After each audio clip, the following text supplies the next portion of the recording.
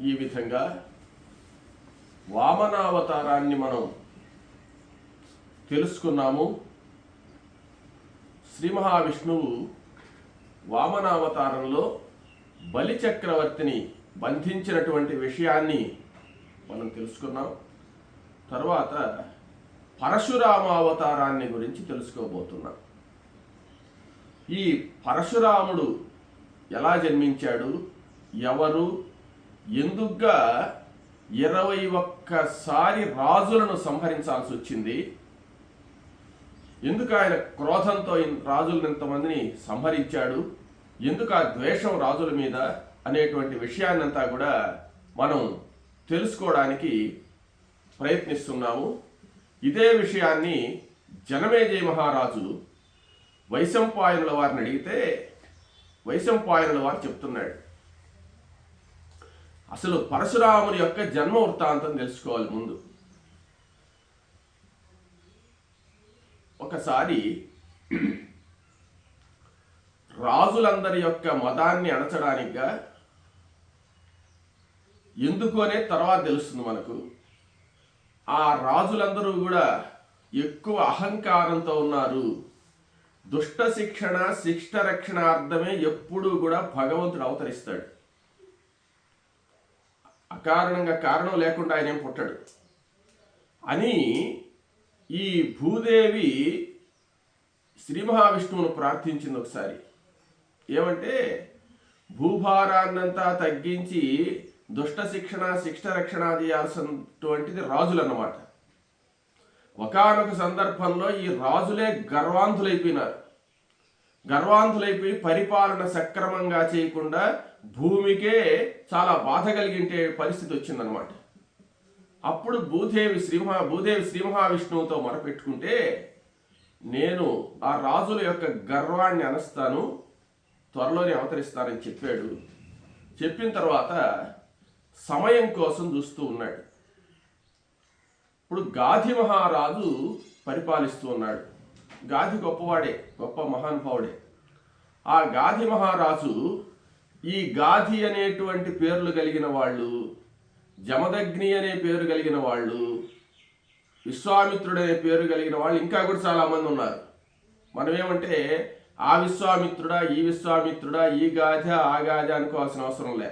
మనం చెప్పుకున్నటువంటి దాంట్లో అనేక మంది పరీక్షిత్తులు వచ్చున్నారు, అనేక మంది జనమేజయుళ్ళు వచ్చున్నారు.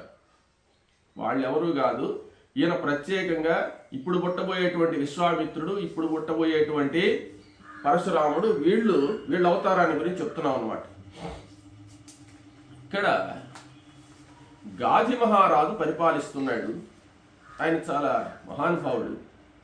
ఆ గాధి మహారాజు పరిపాలన చేసేటప్పుడు ఆయనకు పుత్ర సంతానం లేదు. పుత్ర సంతానం లేకుండా ఒక్క కూతురు మాత్రమే పుట్టిందనమాట. ఆ కూతురు పేరు సత్యవతి. సత్యవతి అనేటువంటి ఆమె ముందు పుట్టింది. విశ్వామిత్రుడు తరువాత పుడతాడు. కొన్ని సందర్భాల్లో కొన్ని పురాణాల్లో మనం చదివేటప్పుడు విశ్వామిత్రుడికి 4 అన్నదమ్ముళ్ళు, తర్వాత సత్యవతి అనే చెల్లెలు అని ఉందన్నమాట. ఆ సత్యవతి చెల్లెలుగా ఉండేటువంటి విశ్వామిత్రుడు వేరు, సత్యవతి అక్కగారుగా ఉండే విశ్వామిత్రుడు వేరు. ఇక్కడ అక్కగారుగా ఉండేటువంటి విశ్వామిత్రుడే ఈ రాముల వారితో కూడా పోయినటువంటిది చేసినటువంటి విశ్వామిత్రుడు అనమాట. ఆయన విషయం చెప్తాము. ఈ సత్యవతి ముందు పుట్టింది. సత్యవతి ముందు పుట్టిన తర్వాత గాధి మహారాజు ఏం చేస్తున్నాడంటే, ఈ అమ్మాయికి మంచి వరుణ్ణి చూసి, మంచి రాజును చూసి పెళ్లి చేయాలనుకుంటూ ఉన్నాడు. అప్పుడు రుచీకుడు అని ఒక ఋషి ఉన్నాడు. ఆ రుచీకుడు అనేటువంటి ఋషి సత్యవతిని చూసి చాలా ఇష్టపడ్డాడు. ఈయన చాలా వృద్ధుడు, ఋషి, గడ్డం పెంచుకొని ఉన్నాడు. ఈ బ్రాహ్మణుడు ఒక రోజు గాధి దగ్గరికి వెళ్ళి, మహారాజా, నీ కుమార్తెను నాకు ఇచ్చి వివాహం చేయి అన్నాడు. ఈ ఋషులకు వచ్చిన సమస్య ఏంటంటే, యవ్వను అంటే శాపం పెడతాడు. ఇస్తాను అంటే అల్లారు ముద్దుగా సాగుకున్నటువంటి అంతఃపురంలో సాగినటువంటి ఆ బిడ్డను ఎడవలేకి ఎలా పంపించాలా అని ఆయన బాధ. ఇష్టం లేదు ఇవ్వడం రుచీకుడికి. కానీ ఏదో ఒక సాకు పెట్టి ఈయన ఇవ్వలేనటువంటి కన్యాశుల్కాన్ని, అప్పట్లో కన్యాశుల్కం ఇచ్చి పెళ్లి చేసుకునేవాళ్ళు, ఇప్పుడు వరకట్నం ఇస్తున్నారు. అప్పుడు అలా కాదు, అమ్మాయికే డబ్బులు ఇచ్చి అమ్మాయిని చేసుకోవాలన్నమాట. అప్పుడు ఆ గాది మహారాజు ఏమడిగాడంటే, నాకు ఒక 1000 గుర్రాలు తెచ్చి నాయన నువ్వు నీ శక్తికి కన్యాశుల్కంగా ఒక 1000 గుర్రాలు కానిస్తే నా అమ్మాయిని మా కూతురునిచ్చి పెళ్లి చేస్తానన్నాడు. 1000 గుర్రాలే కదా, ఏముందిలే తెస్తాం అనుకున్నాడు. ఈయన తెచ్చేస్తాడనే ఉద్దేశంతో ఆయన ఏం చెప్పాడంటే, ఒక్క చెవు మాత్రమే నలుపుగా ఉండాలి గుర్రానికి, శరీరం అంతా తెల్లంగా ఉండాలి. మళ్ళీ 2 చెవులు నలుపు ఉండకూడదు, ఒక్క చెవే నల్లంగా ఉండాలి, శరీరం అంతా తెల్లంగా ఉండాలి, ఎక్కడ నల్ల మచ్చ కూడా ఉండకూడదు. అటువంటి గుర్రాలు 1000 కావాలన్నాడు. ఒక్క గుర్రం దొరికేదే కష్టం, అటువంటిది 1000 గుర్రాలు అడిగాడు. ఇంకా 1000 గుర్రాలు ఈయన ఎక్కడి నుంచి తెచ్చిస్తాడు? అవి కానీ తెచ్చిస్తే నా కుమార్తెని ఇస్తానన్నాడు. గమ్మును తల వంచుకొని వెళ్ళిపోయినాడు. తెస్తానని చెప్పాడైతే, తెస్తాను అని చెప్తే నువ్వు తీసుకురా నేను ఇస్తాను అమ్మాయిని అని చెప్పాడు. పోయి ఈయన ఒక నదీ తీరానికి వెళ్ళినటువంటి వాడై, ఎక్కడా లేవటువంటి గుర్రాలు. అప్పుడు వరుణదేవుణ్ణి గురించి జపం చేశాడు. వరుణుని గురించి తపస్సు చేస్తే, జపం చేస్తే వరుణదేవుడు ప్రత్యక్షమైనాడు ఆయనకు. అంటే అంత తపశ్శక్తి గలవాడు రుచీకుడు. అప్పుడు వరుణుడు ప్రత్యక్షమైన తర్వాత, ఏం వరం కావాలి నాయన, ఎందుకు నన్ను ప్రార్థించావంటే, నేను వివాహం చేసుకోవాలి, గాధి మహారాజు కూతుర్ని నేను అడిగితే ఆయన ఒక్క చెవు మాత్రం నల్లగా ఉండి శరీరం అంతా తెల్లగా ఉండేటువంటి గుర్రములు 1000 కావాలన్నాడు, నాకు అవి కానీ ప్రసాదిస్తే నేను వివాహం చేసుకుంటానన్నాడు. అప్పుడు వరుణదేవుడు, నీకు వివాహం మీద కోరిక కలిగి నువ్వు చేసుకుంటానంటే అంతకంటే భాగ్యమే ఉంది, తప్పకుండా అనుగ్రహిస్తానని చెప్పి 1000 గుర్రాలు కళ్ళు మూసి తెరిచే లోపల ఆ నదిలో నుంచి వచ్చేసే 1000 గుర్రాలు. ఆ 1000 గుర్రాలు వచ్చిన తర్వాత ఆ 1000 గుర్రాలను తీసుకుని వచ్చి ఈ గాధి మహారాజుకు సమర్పించాడు. ఇంకా ఈయన ఎదురు చెప్పలేక, ఈ బ్రాహ్మణుడు సామాన్యుడు కాదు, ఏదైనా అడిగితే తెచ్చేటట్టున్నాడని చెప్పి ఈ అమ్మాయినిచ్చి పెళ్లి చేసేసాడు. ఆ సత్యవతిని పెళ్లి చేసుకుని ఈయన అరణ్యానికి వచ్చేసి ఆశ్రమవాసం ఉన్నాడు, ఆశ్రమంలో నివసిస్తూ ఉన్నారు. అప్పుడు అమ్మాయిలు జాగ్రత్తగా కాపురం చేసేటువంటి వాళ్ళు. ఏమంటే భర్త ఎట్టున్నా తండ్రి చెప్పిన మాట ప్రకారం నడుచుకునేవాళ్ళు కాబట్టి ఆ రుచీకుడికి ఇస్తే ఆమె ఒప్పుకుంది. ఇప్పుడైతే మేము చేసుకోము, ముందు ఆయనతో నేను మాట్లాడాలి, మేము నచ్చితేనే చేసుకోవాలని చెప్తున్నారు అనమాట. అప్పుడు పరిస్థితి కాదు, తండ్రి ఏం చెప్తే అది చేయాల్సిందే. తండ్రి చేసుకోమా అంటే చేసుకుంది, పాపం వెళ్ళిపోయింది. అయినా బాగానే చూసుకుంటున్నాడు. జరుగుతూ ఉంది ఈ కార్యక్రమం. కొన్ని రోజులు జరిగింది. కొన్ని రోజులు జరిగిన తర్వాత సత్యవతికి సంతానం కలగడానికిగా ఆయన ఒక యజ్ఞం తలపెట్టాడు. అంటే యజ్ఞం తలపెట్టడం ఎందుకంటే, మంచి యజ్ఞం ఒకటి చేసి తర్వాత సంతానానికంటే సత్పుత్రులు పుడతారు కదా అని చెప్పి. అప్పుడు సత్యవతి ఆ యజ్ఞం చేసేటప్పుడు సత్యవతి అడిగింది, అయ్యా సంతానం కోసంగా మీరు యజ్ఞం చేస్తున్నారు కదా, మా నాయనకు కూడా కొడుకులు లేరు, నేను ఒక్కదాన్ని ఆడపిల్లను, కాబట్టి మీరేదన్నా చేసి అభిమంత్రించి ఇస్తే మా నాయనకు కూడా కొడుకు పుడితే బాగుంటుందని చెప్పింది. సరే సత్యవతి, నీ కోరిక ప్రకారం చేస్తానని చెప్పి ఒక కామేష్టి, పుత్ర కామేష్టి, పుత్రులు పుట్టేదానికిగా సంబంధించిన యజ్ఞం చేశాడు. చేసి హవిస్సు అని ఉంటుందన్నమాట. హవిస్సు అంటే యజ్ఞం చేయగా మిగిలినటువంటి ప్రసాదం. ఆ ప్రసాదాన్ని 2 గిన్నెల్లో పెట్టి అభిమంత్రించి, ఆ హవిస్సునేమంటే కొన్ని మంత్రాలతో అభిమంత్రించాడు. ఏమంటే అక్కడ రాజు, గాధి మహారాజు రాజు, ఈయన బ్రాహ్మణుడు. ఈయన కోరిక ఏంటంటే మంచి సత్పుత్రుడు, ఉత్తమమైనటువంటి బ్రాహ్మణుడు, వేదాంతములను అధ్యయనం చేసేటువంటి బ్రాహ్మణుడు పుట్టాలా అని సంకల్పం ఇక్కడ. ఆ సంకల్పం ఏమంటే శత్రురాజులంతా ఖండించి రాజ్యాలు స్థాపించేటువంటి శక్తివంతుడైనటువంటి క్షత్రియుడు పుట్టాలా అని సంకల్పం. ఆ 2 హవిస్సులను మంత్రించాడు. మంత్రించేసి భార్య చేతికి ఇచ్చాడు. ఇదిగో ఈ అభిమంత్రించినటువంటి ప్రసాదాన్ని నువ్వు తిను, ఈ అభిమంత్రించినటువంటి ప్రసాదాన్ని మీ అమ్మకి మంచి క్షత్రియ బిడ్డ పుడతాడు, క్షత్రియుడు రాజు పుడతాడు, నీకు మంచి బ్రాహ్మణోత్తముడు పుడతాడని చెప్పి ఆయన వెళ్ళిపోయాడు. ఈమె దగ్గర ఇచ్చేశాడు కదా, ఈమె సరేనని చెప్పి అక్కడ పెట్టుకుంది. మన వాళ్ళు మామూలుగా మర్చిపోతుంటారు, ఏ గిన్నెలో ఏ ప్రసాదం ఏ మంత్రం గుర్తులేక. తర్వాత వాళ్ళ అమ్మ వచ్చింది. వాళ్ళ అమ్మ వచ్చిన తర్వాత ఈ ప్రసాదాలు 2 తినడంలో క్షత్రియుడిగా పుట్టడానికి అభిమంత్రించిన ప్రసాదం ఏమి తినేసింది, ఈ సత్యవతి. బ్రాహ్మణుడిగా పుట్టేటువంటి ప్రసాదాన్ని వాళ్ళ అమ్మ తిన్నది. అక్కడ మారిపోయింది అనమాట. మారిపోయిన తర్వాత ఆయన వచ్చాడు, ఈ ప్రసాదాలు తీసుకున్నారు కదా, తీసుకున్నామని చెప్తే ఏది అంటే ఇదిగో ఈ దీంట్లో ఉన్న ప్రసాదం నేను తిన్నాను, దాంట్లో ఉన్న ప్రసాదం అమ్మ తిందంటే అయ్యో అది బ్రాహ్మణ సంబంధమైనటువంటిది, ఇది క్షత్రియ సంబంధమైనటువంటిది. ఆమెకు బ్రహ్మాండమైనటువంటి తేజోవంతుడైనటువంటి బ్రాహ్మణుడు పుడతాడు. రాజుగా పుట్టినా అతను బ్రాహ్మణుడు అవుతాడు. నీకేమంటే బ్రాహ్మణుడు పుట్టినా వాడు క్షత్రియ గుణాలు కలిగిన వాడు అవుతాడు. చంపడం, నరకడం, పొడవడం ఇవే గుణాలు వస్తాయి వాడికి. సత్యవతి నేనేం చేయలేను ఇంకా అని చెప్పాడు.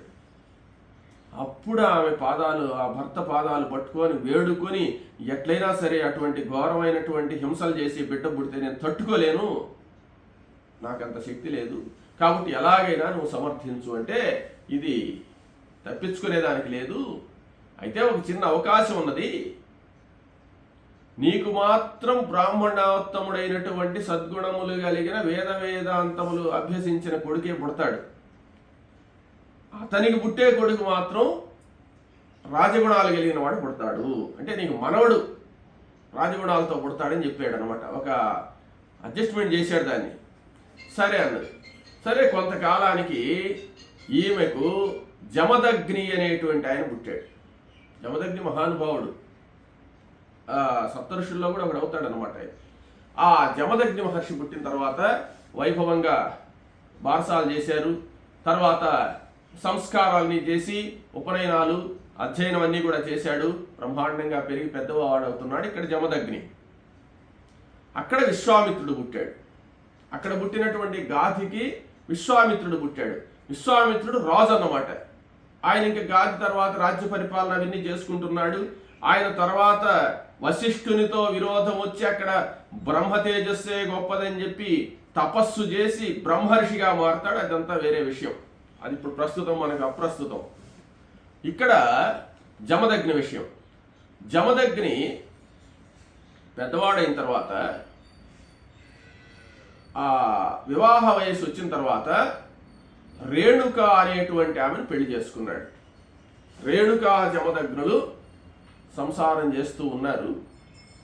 కొంతకాలానికి వాళ్ళకి సంతానం కలిగింది.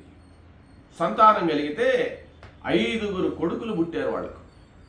5 ఎవరయ్యా అంటే, మొదటి కొడుకు పేరు రొమణ్వంతుడు, రెండవ కొడుకు పేరు సుషేణుడు, మూడవ కొడుకు వసువు, 4వ కొడుకు విశ్వావసువు. రొమణ్వంతుడు, సుషేణుడు, వసువు, విశ్వావసువు. 5వ కొడుకు పేరు రాముడు అని పెట్టాడు. ఇంకా పరశురాముడు అని ఇప్పుడే అనకూడదు, తర్వాత అనాలన్నమాట. రాముడు అని పెట్టాడు. పెరిగి పెద్దవాళ్ళు అవుతున్నారు. వాళ్ళందరికీ ఉపనయన సంస్కారాలు అనేవి. బ్రహ్మాండంగా వాళ్ళ పాటికి వాళ్ళ జీవితాన్ని సాగించుకుంటున్నారు. రేణుకా జమదగ్నులు ఈ 5 బిడ్డలు హాయిగా సంసారాన్ని సాగించుకుంటున్నారు. అడవుల్లో తపస్సు చేసుకుంటున్నారు. వాళ్ళు ఒకరి జోలికి పోయేవాళ్ళు కాదు, ఒకరి జోలికి వచ్చేవాళ్ళు కాదు. వాళ్ళ బ్రతుకు వాళ్ళు బ్రతుకుతున్నారు. ఆ పరశురాముడి అంశలోనే ఈ యజ్ఞ సమయంలో హవిస్సు మారింది చూసారా? ఆ హవిస్సు మార్చింది శ్రీ మహావిష్ణువే. ఆమె మనసు మార్చింది శ్రీ మహావిష్ణువే. ఎందువల్లంటే ఆయన ఇక్కడ అవతారం ఎత్తాలి కాబట్టి ఆయన అంశావతారంగా ఈ హవిస్సులో ప్రవేశించి సత్యవతీదేవి యొక్క గర్భంలో, సత్యవతి కాదు రేణుకాదేవి యొక్క గర్భంలో ప్రవేశించి ఇక్కడ పరశురాముడిగా అవతారం ఎత్తాడు. మామూలుగా అయితే జమదగ్ని పుట్టిన చోట పుట్టాల్సినోడు, అక్కడ మళ్ళీ అవతారం అక్కడ కాదు ఇక్కడ అని చెప్పి రుచీకుడు ప్రార్థించాడు కాబట్టి ఏదో మార్పు చేశాడని చెప్పాం కదా. మార్పు చేసి ఎట్లయినా సరే ఆమెకు కొడుకు కాకుండా మనవడిగా పుట్టేటట్టు ప్రార్థించానని చెప్పాడు కదా. అప్పుడు ఈయనకు దివ్య దృష్టితో చూస్తే రుచీక మహర్షికి విషయం అంతా తెలుసు. శ్రీమన్నారాయణ అంశ ఇక్కడ పుట్టబోతుంది అని చెప్పి అనుకొని, అయినా కానీ 21 ఘోరమైనటువంటి రాజులందరినీ ఘోరంగా చంపుతాడు. అటువంటి చూసి సత్యవతి తట్టుకోలేదని చెప్పి ఆయన ఏం చేశాడంటే ఆ శ్రీ మహావిష్ణువును ప్రార్థించాడు. స్వామి, సత్యవతికి మనవడిగా పుట్టువయ్యా నువ్వు, సరే అప్పుడు మా సమయం కూడా సరిపోతుందిలే అని చెప్పి ఆ రేణుకాదేవి గర్భంలో నుంచి అంశావతారము, పూర్ణావతారము, ఆవేశావతారం అని 3 ఉన్నాయి. ఇక్కడ ఏమంటే రాజును సంహరించే పనే కాబట్టి ఆ ఆవేశావతారం చాలనుకున్నాడు. అప్పుడు అలా చెయ్యన్నాడు. ఆయన యొక్క కళ, ఇప్పుడు దేవుడు పూనాడు, దేవుడు ఆవేశించాడు అంటారు చూడండి, అట్లన్నమాట. అప్పుడు ఆయనలో నుంచి ఒక ఆవేశావతారం, ఒక చిన్న కళ వచ్చి ఇక్కడ రేణుకాదేవి గర్భం ద్వారా పరశురాముడిలో ప్రవేశించింది.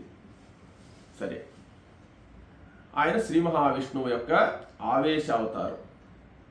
పుట్టాడు, పెరిగాడు, ఉపనయన సంస్కారాలన్నీ జరిగాయి. జరిగిన తర్వాత ఇది ఇలా ఉండగా ఈ జమదగ్ని మహర్షికి ఎలా పోషణ అంతా జరుగుతుంది, ఈ బిడ్డల్ని ఎలా సాకుతున్నాడు, వీళ్ళకి ఆహార పదార్థాలు ఏమిటి, ఇవన్నీ ఏమిటి అంటే వీళ్ళు కందమూల ఫలాదులు తినే జీవిస్తున్నారు. కానీ ఒక ఆవు ఉందన్నమాట, కామధేనువు దాని పేరు. ఆ కామధేనువు అంటే స్వర్గంలో కామధేనువు వేరే ఉంది. అందుకే నేను చెప్తుంటాను పేర్లు మారుతుంటాయి, మీరు గుర్తుపెట్టుకోమని. ఈ ఆవు పేరు కూడా కామధేనువే.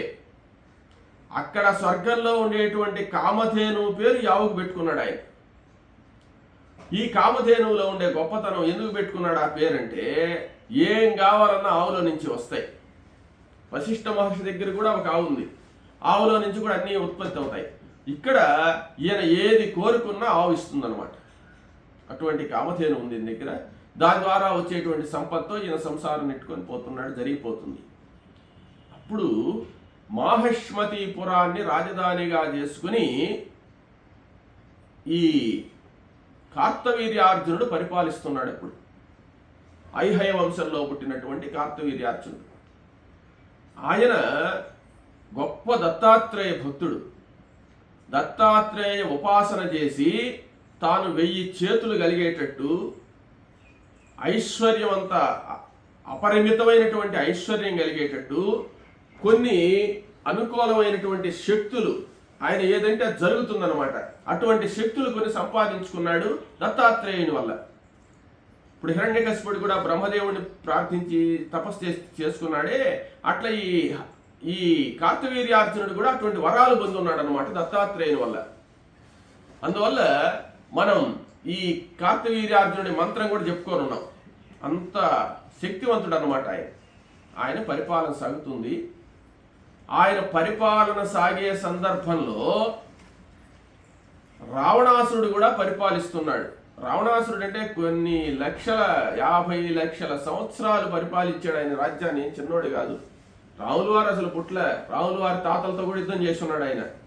రాములు వారి తండ్రి అయినటువంటి దశరథ మహారాజు పెళ్లి చేసుకునేటప్పుడు కూడా ఆ పెళ్లి కానియకుండా కూడా భంగం చేసి ఉన్నాడు ఆయన. అప్పటి నుంచి ఉన్నాడు రావణాసురుడు. ఈ రావణాసురుడు ఒకసారి జైత్రయాత్ర చేస్తూ అందరినీ జయిస్తూ వస్తున్నాడు. వస్తుంటే ఒకసారి కార్తవీర్యార్జునుడి మీద కూడా వచ్చాడు యుద్ధానికి. కార్తవీర్యార్జునుడు అప్పుడు ఇంటి దగ్గర లేడు. తన భార్యలందరినీ కూడా తీసుకుని రేవా నది అని ఒక నది, ఆ రేవా నదిలో స్నానం చేసి రావడానికి పోయినారు అందరూ జలక్రీడలాడడానికి. జలక్రీడలాడితే వీళ్ళందరూ దిగితే లోతు జాల చాలా మంది భార్యలు అనమాట ఆయనకు. లోతు జాలకపోతే ఆయన ఏం చేశారంటే బాగా ఈత కొట్టేదానికి దానికి ఈ యొక్క నది లోతు జాలడం లేదంటే ఆయన నదిలో దిగి తన 1000 చేతులు అడ్డం పెట్టాడు, ఆనకట్టేసినట్టు అనమాట. నదీ ప్రవాహాన్ని అడ్డగించాడు ఆయన. ఇంకెంత బలాఢ్యుడో చూడండి. అప్పుడు ఈ రేవా నది అంతా కూడా పైకి పొంగిందనమాట. పైకి పొంగేటోటికి ఆ సమయంలో ఆ నదీ ప్రవాహంలో ఒక 5-6 కిలోమీటర్ల ముందు రావణాసురుడు ససైన్యంగా దిగి అక్కడ సంధ్య వార్చుకోవడానికో లేకపోతే శివార్చన చేసుకోవడానికో దిగాడు. అక్కడ దిగేటోటికి వీళ్ళ సైన్యము ఇవన్నీ కూడా కొట్టుకోపోతున్నాయి. అంటే నది ఉబ్బిందనమాట. ఉబ్బి వెనక్కి దన్నింది.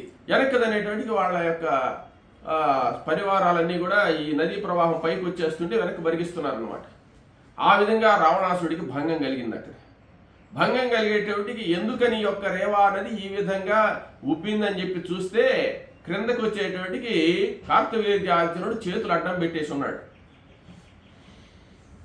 అప్పుడు క్రోధ తామ్రాక్షుడైపోయినాడు దశకంఠుడు. ఈ దశకంఠుడు అంటే ఈయనకు 10 తలకాయలు, 20 చేతులు. అక్కడుండి ఆయనకు 1000 చేతులు ఆయన అనమాట. అప్పుడు ఆ కార్తవీర్యార్జునుని ఎట్టంటే అట్లా మాట్లాడి, మాకు ఈ విధమైనటువంటి భంగం కలిగిస్తావా? నీ భార్యలతో చేరి నువ్వు ఉత్సాహంగా జలక్రీడలాడుతుంటే పక్క వాళ్ళ యొక్క ఇబ్బంది గమనించవా నువ్వు అని చెప్పి యుద్ధానికి వచ్చాడు. కార్తవీర్యార్జునుడు చేతులు తీసేసాడు. చేతులు తీసేసి రావణాసురుడితో యుద్ధమే చేయలేదు.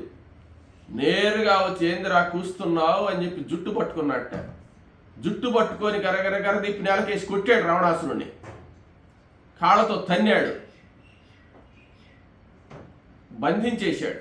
తాళ్ళు తీసుకుని మనం ఒక కోతి పిల్లనెట్టయితే బంధించి రోడ్డు మీద ఆడిపించుకుంటూ పోతారో అట్లా ఒక తాడుతో కట్టేసి రావణాసురుడిని ఆడిపించుకుంటూ పోయినాడు అనమాట. ఆడిపించుకుంటూ కార్తవీర్యార్జునుడే బోలే వాళ్ళ మంత్రులకు అప్పచెప్పాడు. వాళ్ళ మంత్రులు తాడేసి కట్టి లాక్కో వస్తే గమ్మన కోతి వచ్చినట్టు వచ్చాడు అనమాట. వచ్చి జైల్లో వేసేసాడు. జైల్లో వేసేసిన తర్వాత ఆ జైల్లో పడిపోయి ఉన్నాడు.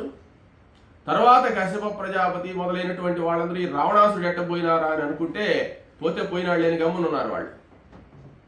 అప్పుడు విశ్వవసు బ్రహ్మ వీళ్ళందరూ కూడా ఆ బ్రహ్మదేవుడి దగ్గరకు పోయి, వాడిని ఆ కార్తవీర్యార్జునుడు బంధించేసి ఉన్నాడు, కొంచెం వదిలిస్తే బాగుంటుంది అని చెప్పి బతిమిలాడు. అప్పుడు బ్రహ్మదేవుడు పోయి ఆ కార్తవీర్యార్జునుడికి చెప్తే, సరే పో, తాతగారు వచ్చి పెద్ద ఆయన చెప్పాడు కాబట్టి పో అని చెప్పి జైల్లో నుంచి తీసి మెడబెట్టి తోశాడు. అప్పుడు వచ్చి బోళ్ళబడి మళ్ళీ తట్టుకొని వచ్చేసాడు రావణాసురుడు. మళ్ళీ కార్తవీర్యార్జునుడు జోలికే పోలేదన్నమాట. అటువంటి వాడు కార్తవీర్యార్జునుడు. పరిపాలన సాగిస్తూ ఉన్నాడు. కొంతకాలం జరిగింది. పరశురాముడు పసివాడుగా ఉన్నాడు.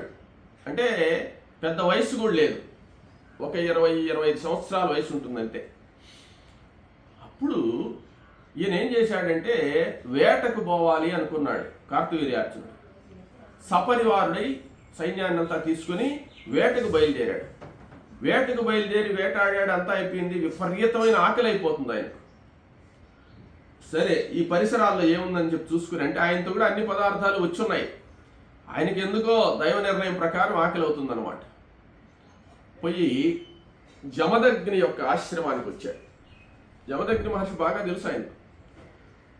వచ్చిన తర్వాత ఆయనకు నమస్కరించి జమదగ్ని ఆ మహారాజు కాబట్టి కార్తవీర్యార్జునుడిని ఆహ్వానించి కూర్చోబెట్టి ఆతిథ్యం అంతా ఇచ్చాడు. ఆతిథ్యం అంతా ఇచ్చిన తర్వాత, నేను ఇంకా ఋషి కదా, ఈయన మర్యాదలు ఏం చేస్తాడే, పోయి వస్తానంటే ఏం పర్వాలేదు, మీరు అలసిపోయినట్టున్నారు, నేను అన్ని ఏర్పాట్లు నేను చేస్తాను అని చెప్పి ఆయన తన తపశ్శక్తి చేత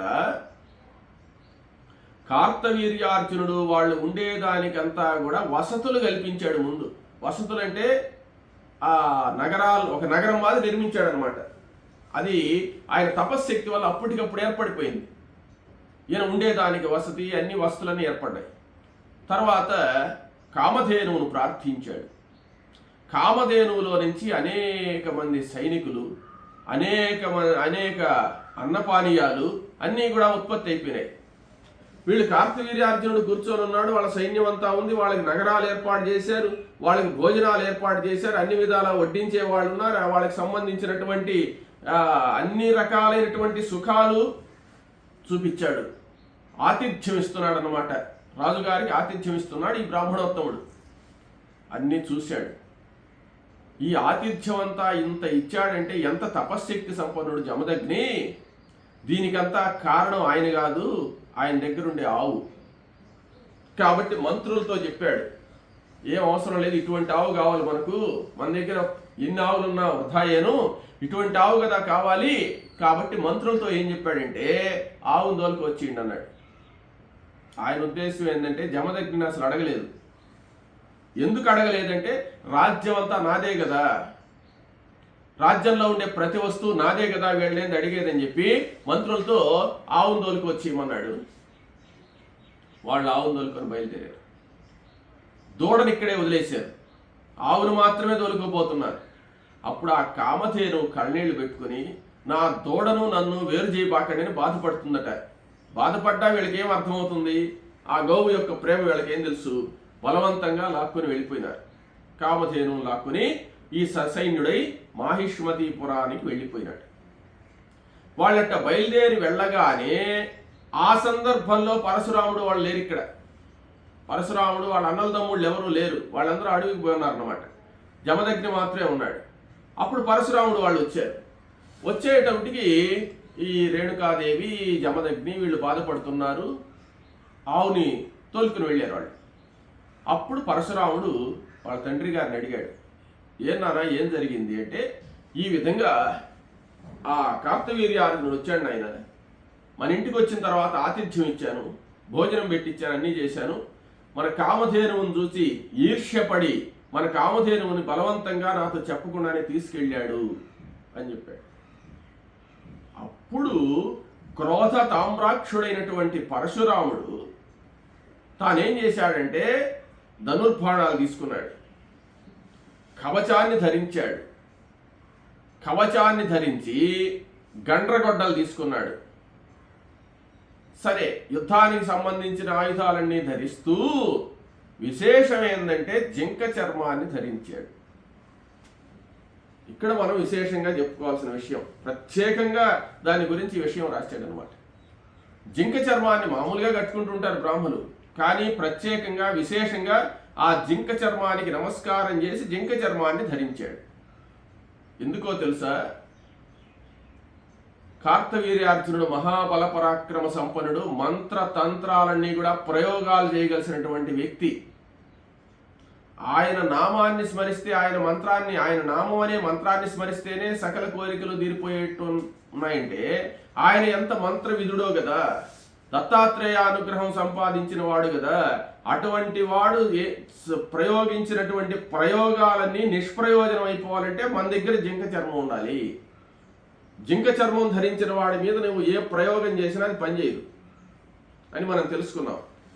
కాబట్టి జింక చర్మాన్ని ధరించాడు. జింక చర్మాన్ని ధరించి ఆయన బయలుదేరాడు. బయలుదేరేసి నేరుగా మాహిష్మతీపురానికి వాళ్ళు చేరుండర్లే, చేరే లోపలనే మన ఆవును మనం దోలుకు రావాలని పోయినాడు. అంటే వాళ్ళని సంహరించాలి, వాళ్ళని చంపాలనే ఉద్దేశంలో పోవడంలా పరశురాముడు. మన ఆవును తీసుకెళ్లారు, వాళ్ళకి మర్యాదగా చెప్దాం, వాళ్ళకు వేళ ఏదన్నా అంటే ఎదిరించైనా సరే వాళ్ళు బలవంతంగా ఎలా మన ఆవుని ఎలా తోలుకుపోయినారో అలాగే మన ఆవును మనం తోలుకోవచ్చుకుందామనే ఉద్దేశంతో ఈ పరశురాముడు అన్ని ఆయుధాలు తీసుకున్నటువంటి వాడై బయలుదేరి మాహిష్మతీపురానికి చేరుకున్నాడు. దాని వెంటనే వేగవేగంగా పోయినాడు. పోయేటట్టుకి వాళ్ళ ఆవును కూడా తోలుకొని మాహిష్మతీపురానికి చేరాడు. చేరిన తర్వాత ఈయన నేరుగా మాహిష్మతీపురం దగ్గరికి పోయి ఆ నగరంలో ప్రవేశించాడు. ప్రవేశించంగానే సైన్యం అంతా కూడా ఈయన చూసిందనమాట. ఎలా ఉన్నాడయా, దివ్య తేజస్సుతో ప్రకాశిస్తున్నాడు పరశురాముడు, ఆ గండ్రగొడ్డలు ధరించున్నాడు, ధనుర్బాణాలు ధరించున్నాడు, బ్రాహ్మణోత్తముడు, పిల్లవాడు. అప్పుడు ఆ సైన్యం అంతా కూడా ఒక్కసారి ఈ పరశురాముడు ఛాయ చూసి, పరశురాముడు వచ్చాడు, జమదగ్ని మహర్షి యొక్క కుమారుడు అని చెప్పి కార్తవీర్యార్జునుడితో చెప్పాడు. అయితే కార్తవీర్యార్జునుడిని ఘోరంగా ఎందుకు సంహరించాడు పరశురాముడు అంటే ఇక్కడే కార్తవీర్యార్జునుడు చేసిన తప్పు అనమాట. అంటే ఆయన చంపాల్సినటువంటి తప్పు, చంపవలసినటువంటి తప్పు ఏం చేశాడు ఆయన అంటే, ఏం తప్పు చేశాడో, ఎందుకు చంపాడో ఇప్పుడు తర్వాత తెలుసుకుందాం.